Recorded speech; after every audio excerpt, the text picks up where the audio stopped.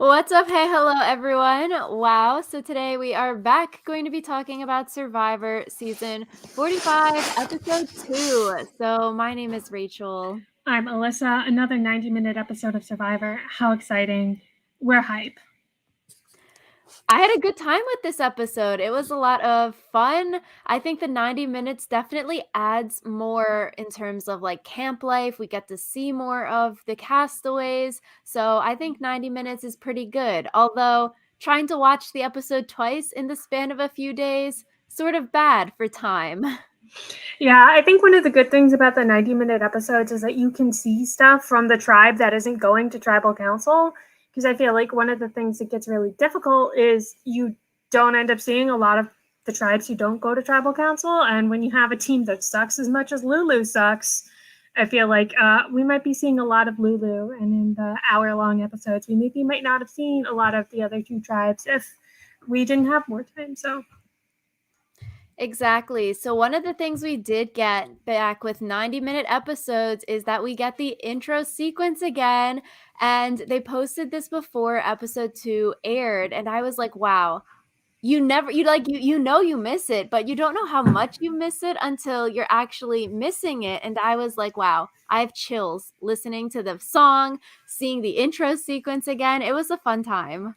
yeah, I also like they kind of tied back to it because they had Bruce, I think, sing the like that during the episode, and I was like, you just really wanted to remind us that you gave us that intro.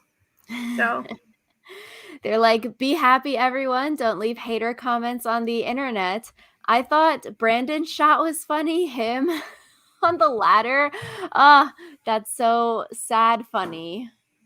yeah, I mean, knowing what we know now, they probably didn't have a lot of content to choose from. So yeah. And then Hannah's shot was her like literally covered in mud that you really couldn't even tell who she is. So it's interesting that she still got a shot in the intro sequence because I feel like sometimes they'll just like completely remove a person if they quit or they're removed from the game for like saying inappropriate things for other TV shows. So it's interesting she still got a shot. Yeah. Sometimes I think also in Survivor, they don't show people in the intro who have been voted out so that the intro is kind of a reminder also of like the roster of remaining Mhm. characters. So, yeah. Yeah, like foreign survivor versions do that. So I think it is interesting that if when it is everyone, they're only picking like shots from like the first 2 or 3 episodes. Because otherwise people are trying to sleuth, like, oh, we haven't seen this water shot yet. This means that person is getting further in the game. So it is good that they're all like from this beginning segment of the game. So you can't really get spoiled or sleuth into spoilers here. Yeah, I wonder if they'll choose like different shots like as people get further and like they have multiple shots prepped so that, as people get further in the game, they can show like their more epic moments instead of just like whatever moment they happen to have within the first two episodes. Yeah, the international versions do that and it changes throughout the season, so it could be something US wants to start. Yeah, and I personally am a fan of that because I feel like if you're going to be, doing the intro sequence, then you should do it well and not just try to do it in a way that prevents spoilers. So we start off this episode on the Red Tribe, and Jay Maya, she is looking at the code on the tribe flag. She's trying to decode it. And this is basically what we thought last week. Like before we saw Austin find the clue, we were thinking, okay, maybe it's like each symbol correlates to one of the 26 letters of the alphabet. And then if you figure out that, like which symbol correlates to which letter, you could try to figure out the code. Then Austin found the clue.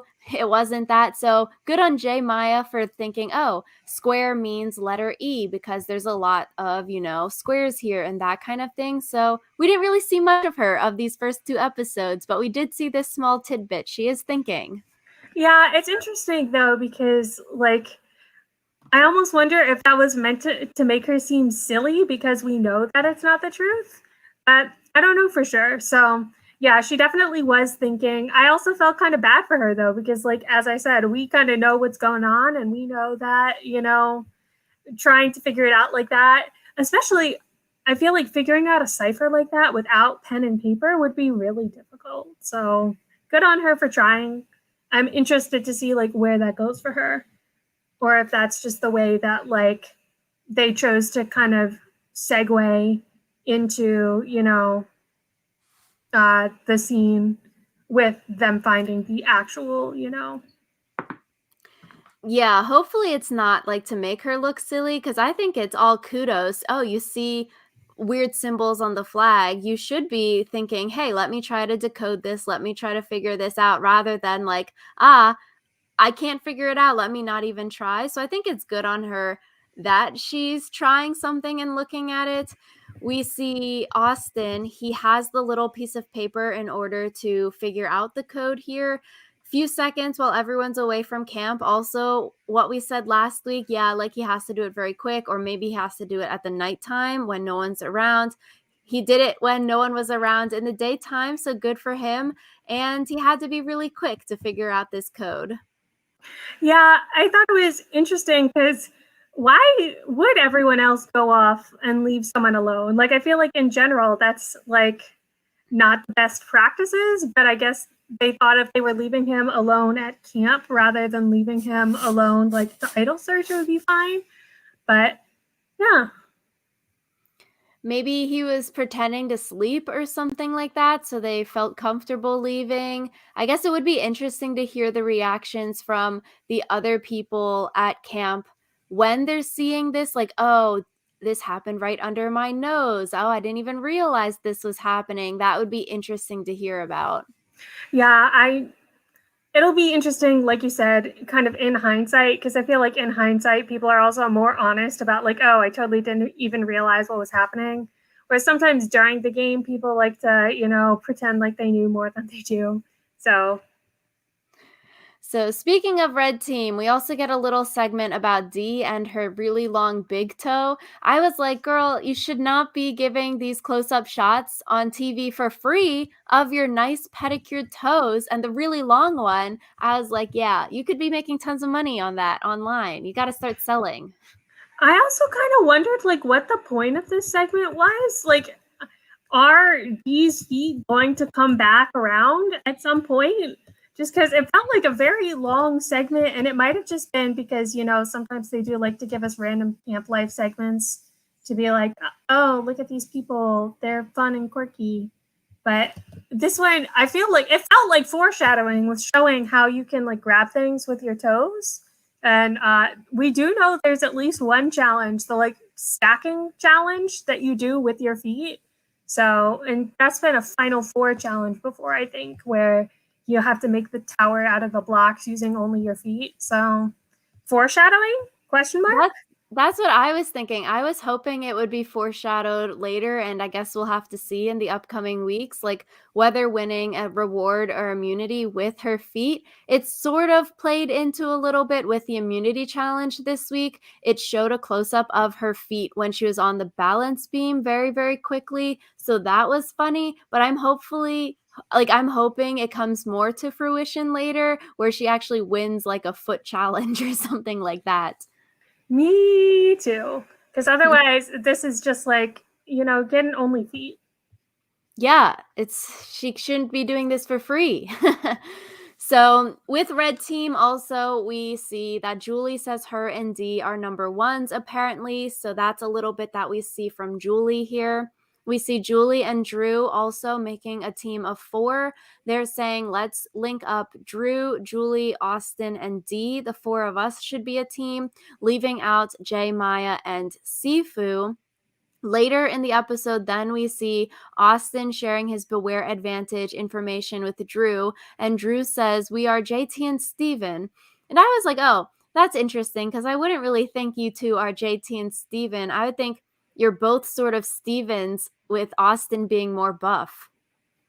Yeah, yeah. I mean, I don't think it's very surprising because Sifu kind of seems like he was on the outs anyways. Like people kind of just seem to think he was weird, especially with this whole like punching a tree thing. I am curious why they decided like not to work with Jay Maya, or like what was going on there where they thought they couldn't trust her. So yeah. It is interesting because we were thinking preseason, the foursome on this team, it would be Drew, Dee, Austin, and Jay Maya, the four younger people who are like all 23 to 26 years old, basically. So that's the foursome we were thinking with Julie and Sifu left out. So I also would want to know, why was Jay Maya not in there? Was it because she was trying to decipher the clue and people thought that was sketchy? Like, is there more reasoning there? Yeah, I mean, I think we also mentioned that it was possible that Julie could like play a mom role, and then we Mhm. also kind of talked about the idea of, well, playing a mom role come back to bite her in the long term. So yeah, I think it's interesting. I liked getting kind of a glimpse into Red's dynamics, even though it looks like they're probably not going to be going to tribal council anytime soon. So yeah. Yeah, and I guess based off of screen time confessionals, J Mai and Sifu do not look to be in a good spot here if Red goes to tribal next time or in the next few weeks. So true. So we hop on over to Blue Team. We see Bruce being potentially annoying to his fellow castaways. I was like, of course Jake likes his antics. That that just makes sense. Yeah, I thought it was interesting because like it felt kind of like we were getting two sides of the story where Jake is like, wow, Bruce is the funniest person ever, and Katura is like, Bruce is the most annoying person ever. And we're led to believe that like Katura is the only one who kind of finds him annoying. But like maybe this is just me trying to read body language through a television. But it seemed like Brando at least was kind of like, you know, laughing along just to humor Bruce and not necessarily because he actually found it funny, you know? So I'd be curious to hear from the other members of the tribe, like where they stand on Bruce, just because, you know, it seems like this is going to be coming up, the whole Bruce question. I agree. The episode makes it seem like Katura is having like a one-sided feud with Bruce. Like, oh, Katura dislikes him, but Bruce is in like, not doing really anything to anyone and he's just doing these dumb things out there. But I feel like similarly, I was getting the vibes from body language. If you just see how people are standing in those clips, it does feel like other people might be like annoyed with him as well. And then like the whole Bruce name dropping Kane, that was just so odd to me. It's like, oh, you're gonna talk about Kane? I was like, Kane is not Jake, but they maybe look sort of, I don't know. I was like, you pick Kane out of all people. Do people remember Kane from last season? Is he 2 seasons ago? Like what? I wonder if part of it is like the Canada thing. Like maybe they were talking about Canada. I don't even know because the thing Bruce said was like, Kane, you know, he's from Canada. So maybe it was more a part of the conversation than like the editing led us to believe. But yeah. So that was interesting. And then we see Brando and the three women on this team. They're bonding as a group of four, which leaves out Bruce and Jake. We see a clip of Jake and Bruce saying, hey, we think it's a women's thing going on. And then it turns out, it seems like right now, Brando and Kelly are in the middle between Kendra and Katura and Bruce and Jake. So I sort of want to see this tribe go to tribal council because I'm like, ooh, these are really fun dynamics here. Like, which way are Brando and Kelly going to go? Yeah, I also really want to see Blue going to tribal council, but we'll talk a little bit later about, you know, who Lulu decided to vote out and whether or not that was a good choice. But I still feel like maybe we're going to see another Lulu tribal council if there even is a tribal council next episode. So So we go to Yellow and they are on their idol hunt. Caleb says everyone is like, Emily is searching for the idol. We should all go and either buddy system with her or also look for the idols. Let's split into pairs so she doesn't find the idol alone. I was like, great, Caleb, this is good. You were having a good episode thus far. Like, we see so many times in Survivor where they just let the person that they don't want finding stuff out alone to find things. So good for him here, speaking up and like, hey, let's do a buddy system. Let's go out there and follow her around so she doesn't find something. I feel like in general, this was a really great episode for Caleb. I think the Mm-hmm. whole idea of like a buddy system for Emily was a good idea, but I feel like maybe sending Sabaya to be the one to be Emily's buddy was not the most well advised, because they seem to be the two that like butted heads the most. And so it was most obvious when she was like, hey, what's up? We should like hunt together. Like Emily saw right through it. It wasn't particularly slick. So I feel like the buddy system was a good idea, maybe not a great grade for execution. I thought it was good on Emily seeing right through it. Like, oh, very obviously you are trying to block me from finding anything without anyone else knowing. So Emily straight up says, hey, like, I would rather search alone rather than with you. So I thought that was good for her for speaking up, because I feel like a lot of times someone will come and follow you around and maybe you try to like run away from them or slickly try to lose them. But it seems like a lot of times people just let another person follow them because they're like, hey, I'm already on the bottom. If they know I find an idol, who really cares? Because at least I'm safe. Yeah, I'm not sure I agree that Emily like telling her to be like to leave her alone was the best idea, because the whole like source of tension is that Emily doesn't really have like social graces.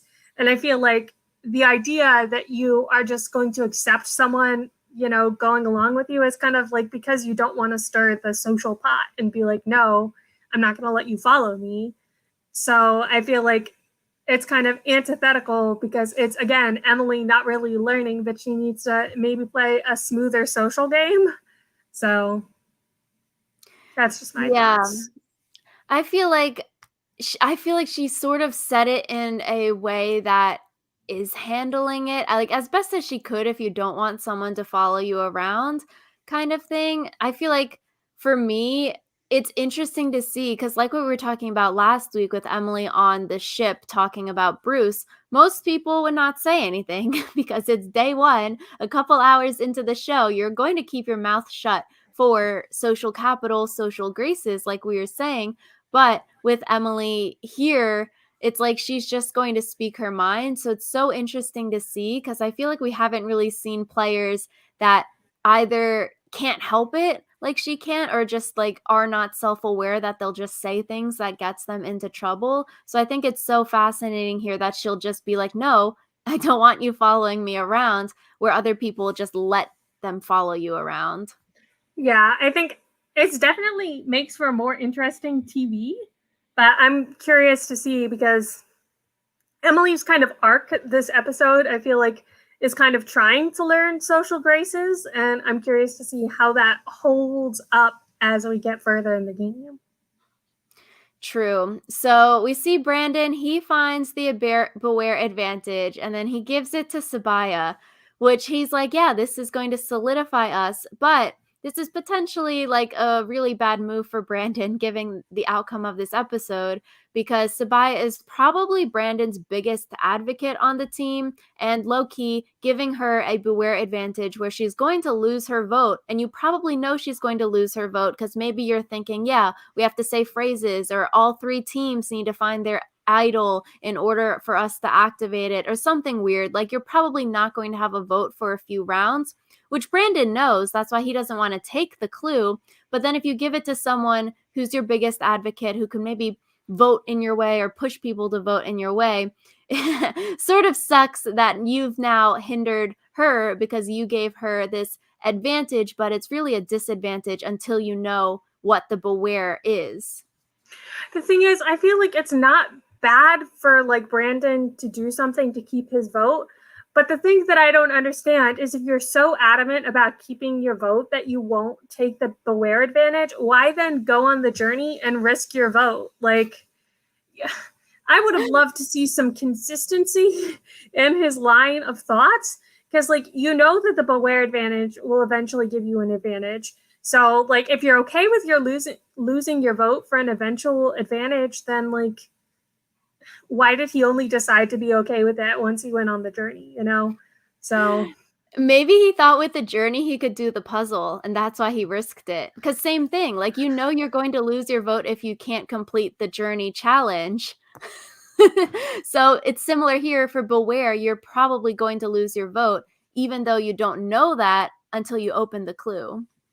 Yeah, I guess I would really like to see Brandon like complete a puzzle just because he was like so confident, like, yeah, I can do puzzles. And every puzzle that he did, he just could not do very well. So I would, Brandon, call me up, send me a video of you doing a puzzle so that I can like rest assured that you do know how to do puzzles, just because I want to believe that this man just had a really bad couple of days and can actually do puzzles. But whew, that's rough. Yeah, I think to do a puzzle that you've never seen before and I guess under timed pressure, but maybe under no time pressure and maybe he just cracks under pressure, that could be what's wrong here. Yeah, I feel like the time pressure, it's interesting because like skipping forward to the journey and the journey puzzle, I feel like even with time pressure, that should have been pretty easy. Like the hardest part of it should have been trying out all the different combinations. So, meh. Yeah, didn't even mess up on the puzzle portion, really. Just can't match. Yeah. So Sabaya, she can't really find anything in the tree she thinks it's in, so she tells Sean and Caleb about the clue. Good. See, Brandon thinking giving it to Sabaya will solidify them. Sabaya also good. Let me tell Sean and Caleb so it'll solidify us three. That's really good. Later in the episode, we see they do find the idol, but the idol is encased in wax, and they must burn the wax candle in order to get the idol, which was a big LOL moment because they don't have flint nor have they had fire thus far in the game. So it's sort of like a haha. Yeah, I do wonder. It seems like this would be relatively easier if you were the person, like, if they did have fire, it seems like this would be easier than doing the whole, like going up to the flag thing. Because you can just be the person to volunteer to cook, throw it in the fire while you're cooking, and then take it out while other people are eating. Like, it seems like melting the wax would be pretty easy, but maybe that's just me talking out of my butt. So it's just a shame. I wonder if the producers knew that Lulu was going to be the sucky tribe who wouldn't have Flint, just because it seems almost too perfect that they were the ones that got the wax sculpture. Exactly. It's just so ironic and like perfectly serendipitous that this tribe that sucks and can't win and not had flint and fire can't get this idol, which is also like crappy too for Brandon because if Brandon kept the clue, he got the idol for himself. Okay, say they had fire or he figured out how to make fire with his glasses, which we saw later, maybe this idol could have saved him, but no. It's just bad luck for Brandon here. I feel like there were too many things that would have had to go right for this idol to save Brandon. I feel like he was, it was his time. So we sort of see some Emily redemption arc this episode. We see Caleb reaching out to Emily. Very good for Caleb. Another check for him this episode. He's talking about, yeah, I want to bring in the person who's on the outs. They don't really have anyone. So let me talk with her. Let me bring her in. That's really, really good because we see a lot of times in these social strategy TV shows when one person is on the bottom, they get like totally alienated. They might get bullied. They might get grouped up on in these scenarios. So I'm like, dang, good for Caleb. He's got a good heart. And for strategy, he's going to try to bond with her in order to get Emily to like him and trust him. Yeah, and I think it's funny considering Emily was the one who like called him and Sabaya out. Like being able to kind of smooth talk his way into her good graces, like shows how good of a social player he is. Exactly. Emily names the title of the episode, bringing the bazooka to a tea party in this scene. And I thought the Emily confessional here was really, I guess, like good, heartwarming, sad, nice, like her reflecting and talking about her personality and it being so ingrained and then crying about it. I was like, wow, I really feel like that sheds a lot of light onto Emily's mind. Part of it though, I was kind of like, girl, like her whole thing about like people are not stocks. I was like, it took you over 20 years to figure this out. Like, what's going on? So, yeah, I think, like I said earlier, it'll be interesting to see like how this carries through the rest of the season, because it felt like a very quick kind of turnaround to her arc, to have her go from like putting her foot in her mouth to suddenly like being a social butterfly. So I'm curious to see how that goes moving forward. It was definitely giving like Spencer Bledsoe. All these people are chess pieces. I'm just going to move them around. And then here she's like, yeah, they're not stocks, they're people. Yep. So we'll see. We get to the island boat trip. Drew, Brandon, and Bruce are the ones heading over there. This was interesting because it's really narrated from Drew's interpretation and point of view here, where he's like, yeah, Brandon's spilling all the tea. Brandon's giving us all of this information. Bruce, on the totally opposite end of the spectrum, Bruce isn't sharing anything.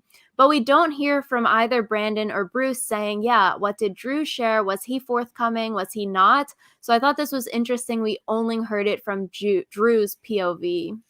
I also thought it was interesting. Drew was like, "Oh, that means Bruce doesn't want to work with us." It's kind of like, bruh, it's day like 5. You're not gonna spill your guts to some stranger. If anything, it would make me want to work with Bruce more, knowing that he's not gonna blab my secrets to anyone who like asks about it.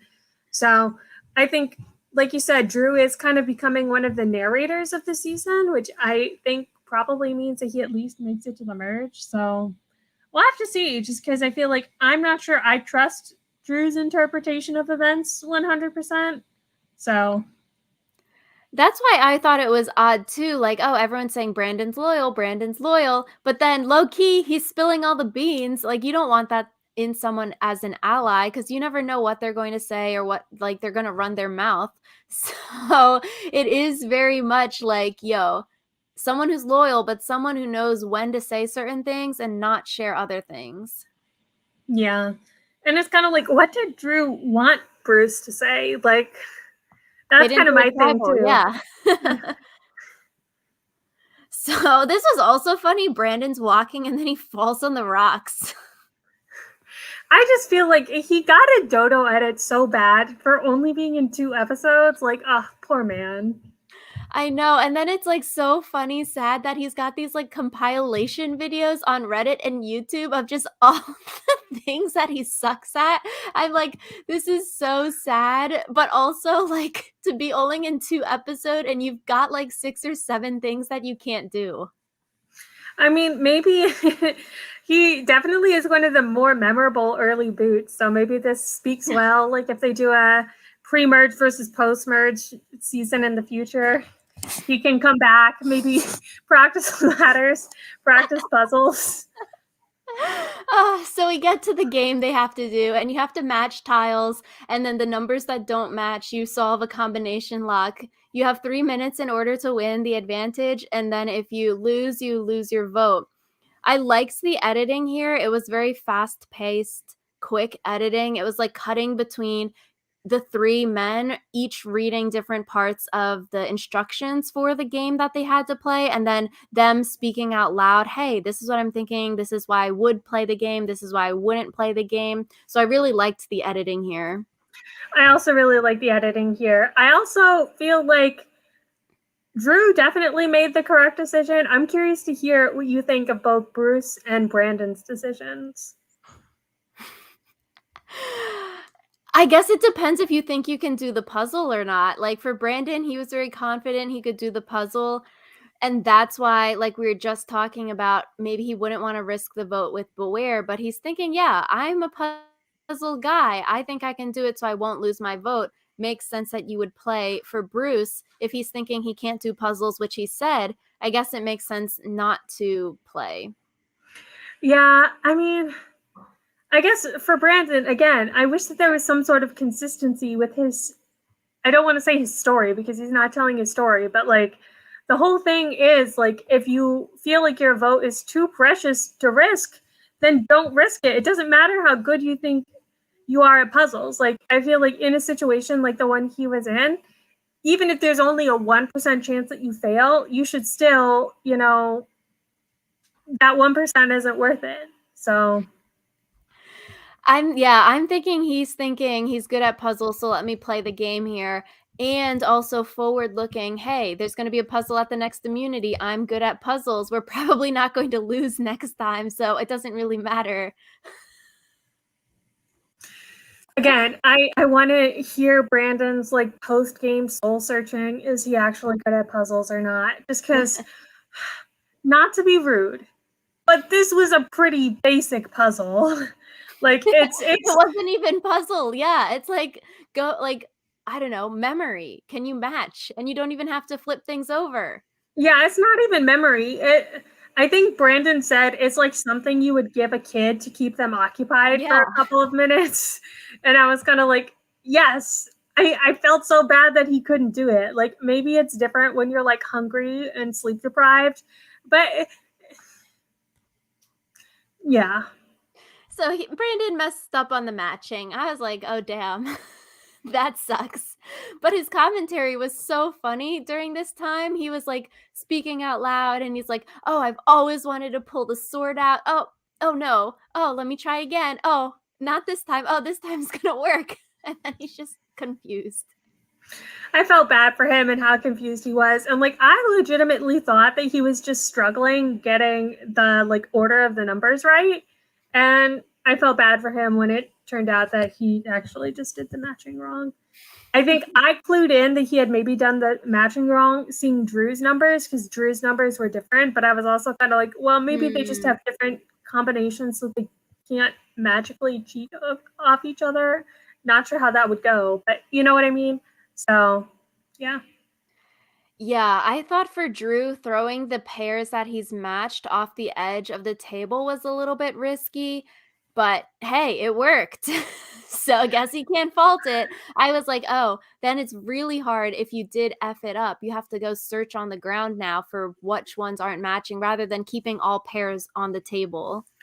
Yeah, you would have to really double, triple check that everything that you had matched was actually a match before throwing it off the table like that. Yeah, but works for Drew. He wins and Brandon does not. So I mean, just because awkward. it worked doesn't mean that it was a good strategy. Just throwing Yeah. that out there. But awkward for Brandon. Loses his vote, even though he didn't want the wear advantage. Drew wins safety without power, which we have seen before, where he gets to leave tribal council before the votes. And basically, what it says you don't get to vote and you leave tribal, so safety without power. And then here you can play it until final 10. Yeah, I thought that was interesting because it doesn't give a lot of room for like post merge play, but I think it's interesting because when Drew told his tribe about it, he was kind of like, at the merge, we can use this if one Mm-hmm. of us isn't safe. And I was kind of like, there's not really a lot of opportunity to use this at the merge, but okay.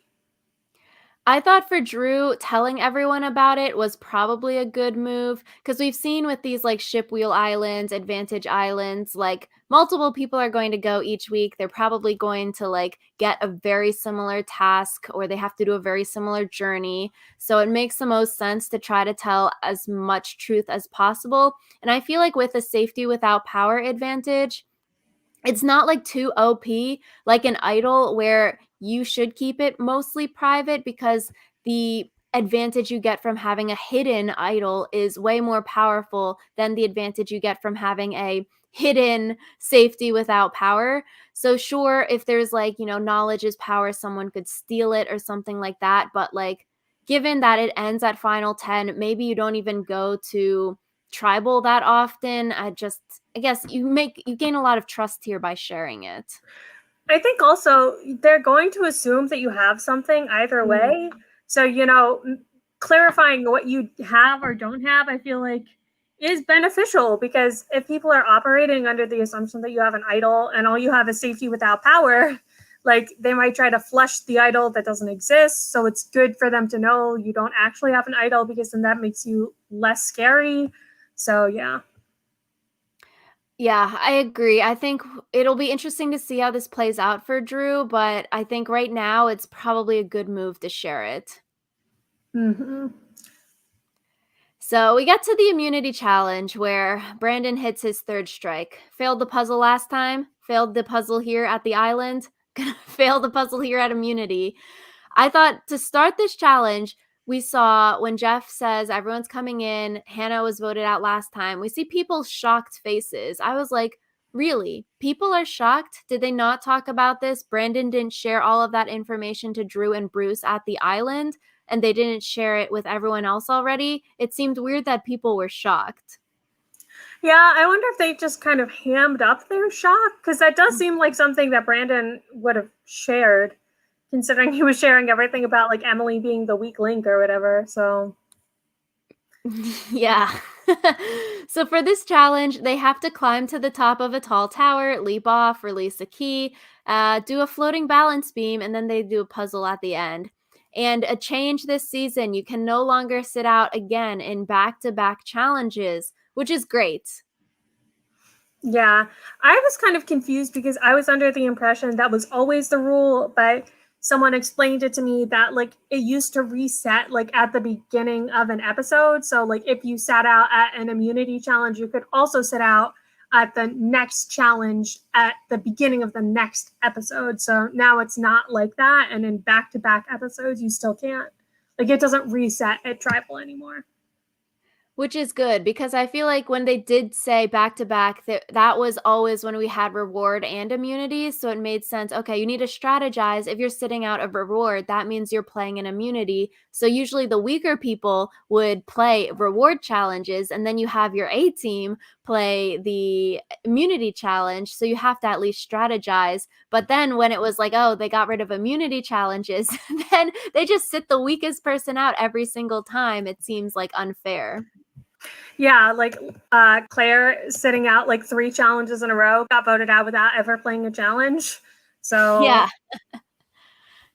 So So good. We will not see people sitting out back to back episodes now, which is good. Everyone gets a fair shot at playing. And then I guess the bad thing about that would be when there are only 6 people teams, now physicality is more important, even though it already has been so important on these smaller tribes.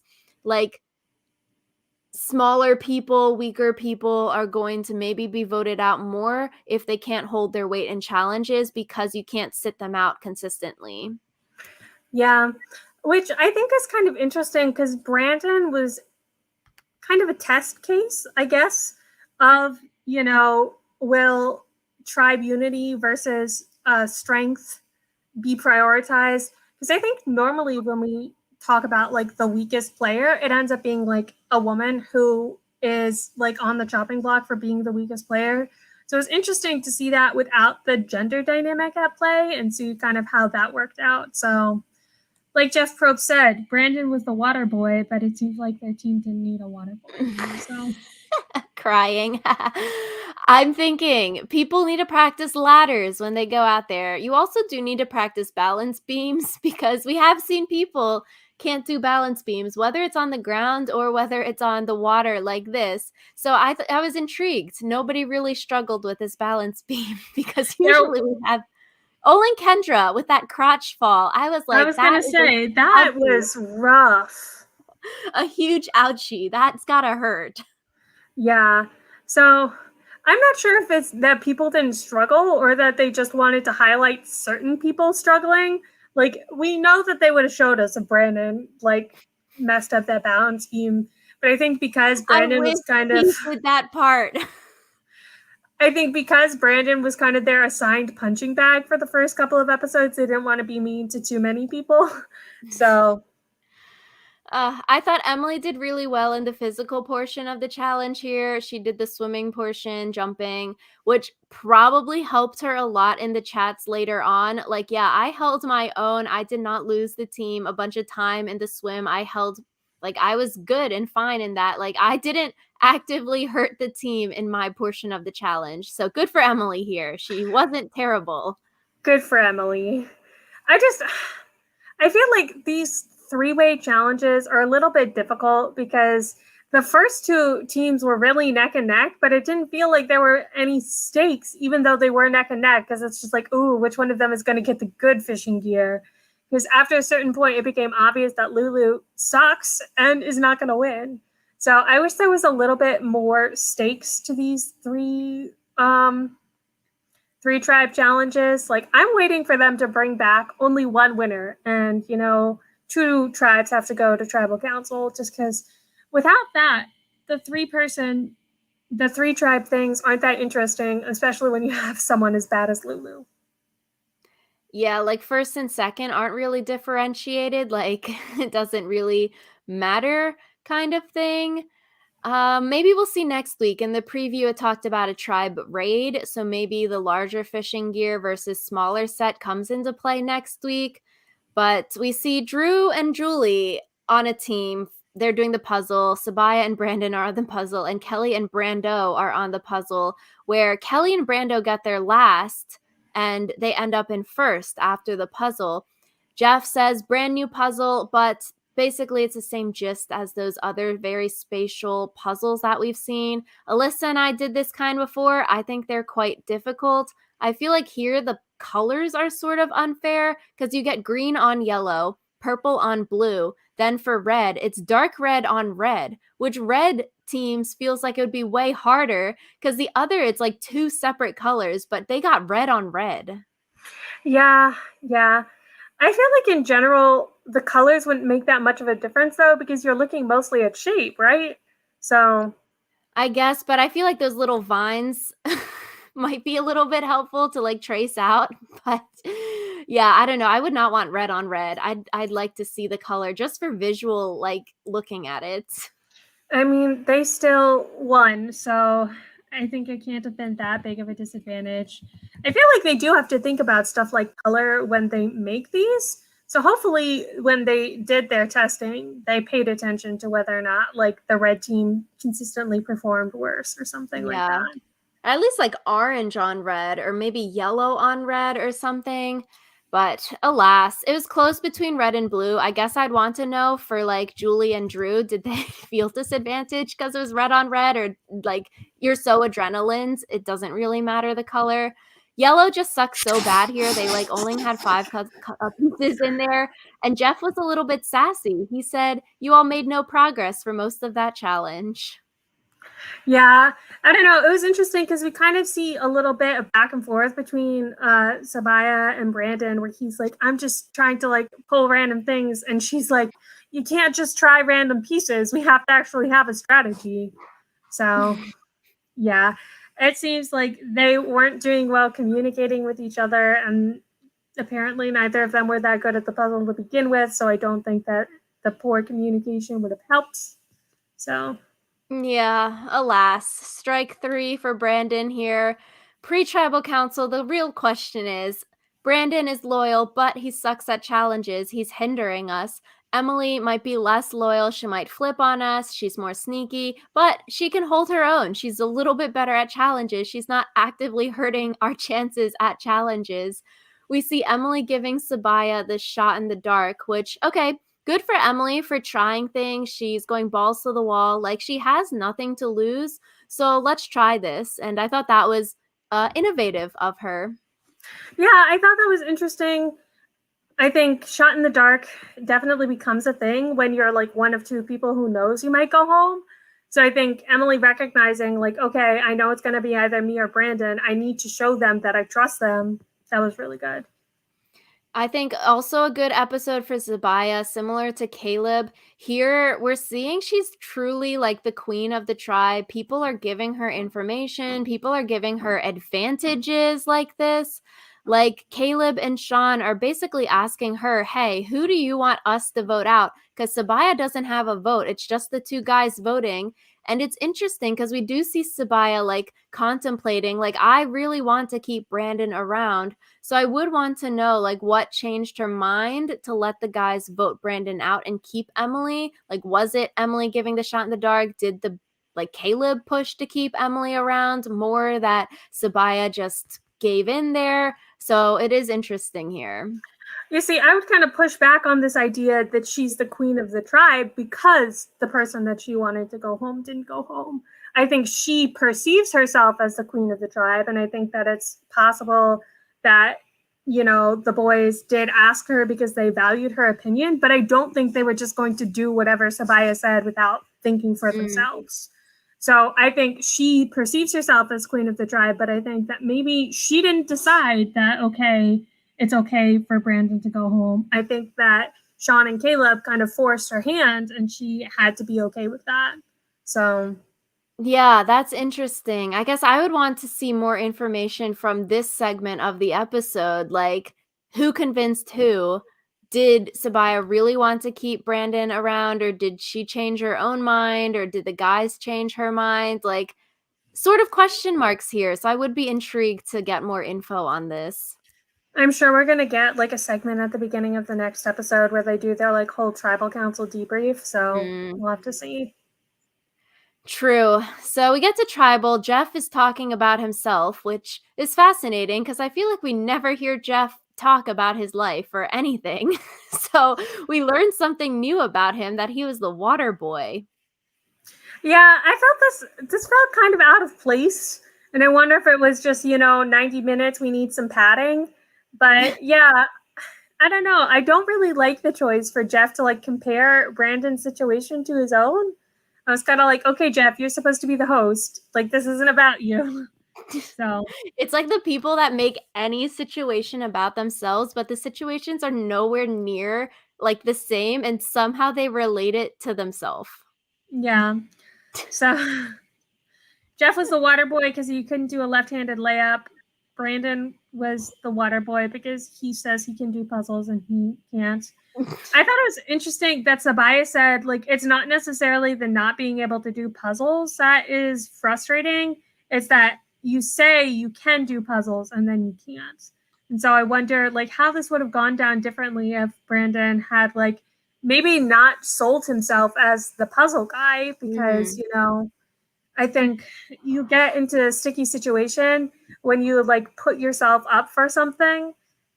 So I feel like we see it happen with puzzles a lot where people are like, oh, I'm good at puzzles, and then they're not. So It's like you don't want to, like, overpromise and underdeliver. I think that's the phrase in, like, the corporate world. It's like he's overpromising, "Yeah, I'm great at puzzles," but never delivering on it, and so it sort of gets into this realm of, like, can you trust what they say? Because obviously, Brandon probably can do puzzles in real life. Great. On the show, that's a different story. If you can't perform on the show, who cares if you can do it at your house? That kind of thing. So it's like, can you trust anything else he says about his abilities? Like, oh, he could say, "Yeah, I'm great at swimming," or "Yeah, I'm great at running or chopping wood." But consistently 3 times now, he says he can do something but can't. I would be a little bit wary, like, yeah, can we put you in that running position or swimming position in a challenge if you're constantly underperforming when you say you can do something? I do wonder though, like, not to be rude to Brandon, but like, what other skill does he have that is marketable?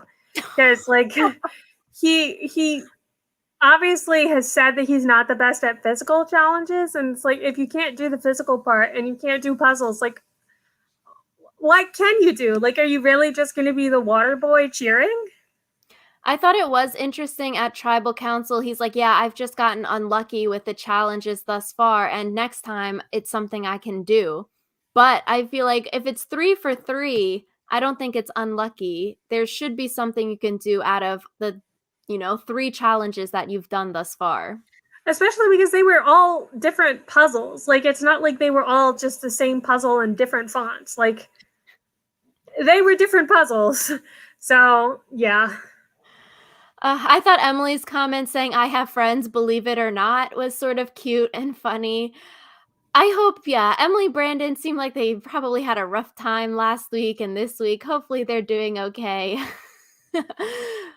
For Brandon, good for him. He went out happy. That's excited. He didn't quit, so that's always good. He didn't quit during the challenges either, so that's good. Like, he's a good sport. He also did get quite a lot in for the few days that he was in Survivor. Like, he didn't win a challenge, but he did compete in all of them. He didn't use a beware advantage, but he sure did find one. He didn't win at the Shipwreck Island, but he did go. So, Oh my God, what's that one meme that it's like, oh my God, it's like you did it, but it's like you did the most bare minimum thing. but you did it. Yeah. Brandon's funny on the internet. He was tweeting how he wants the hall brawl with Fessy now. So I'm like, okay, this dude's funny. Good. Yeah, and He's I feel got like humor. having a sense of humor about it all is probably the best thing that you can do, because if you take yourself too seriously when you performed pretty badly, I feel like that would just be hard for like your heart. Yeah. So Emily, when the votes are read, I feel like she didn't look too shocked. So we'll probably see it next week at the back at camp scene. Did they tell her that they were going to keep her in order to build trust? I feel like that's the way that would have to go. Like Caleb pulling her aside, like, yeah, we decided we're voting to vote Brandon out. So, yeah, you can trust us and sort of do that whole spiel. I feel like that's probably what should have happened if it did not happen. Like, you should tell the person you're going to save, hey, I'm saving you. Low key, feel a little bit indebted to me, but hey, I'm going to save you. We're not blindsiding you tonight. The thing is, I feel like you don't believe that until you come home from tribal council anyway. I feel like what more likely happened is, Emily read between the lines of everything that was said at tribal council, just because Mm. I think it's easy for us to forget that tribal councils are actually several hours long and there's a lot of back and forth that we don't see. So I feel like the water boy conversation was probably only one of the conversations that was had about, the differences between Brandon and Emily and which one they were going to keep as a result of those differences. So that's just my impression, that you probably have a pretty solid idea by the end of Tribal how much danger you're in. Jeff was just telling stories about himself the whole time. The only one that made the cut was Waterboy. But I think they made the right decision here. You're like they said, you're going to continue losing if you keep Brandon. So what's the point if he's loyal? Like it's still a team game right now. Loyalty only really comes into play if there's a tribe swap or come merge.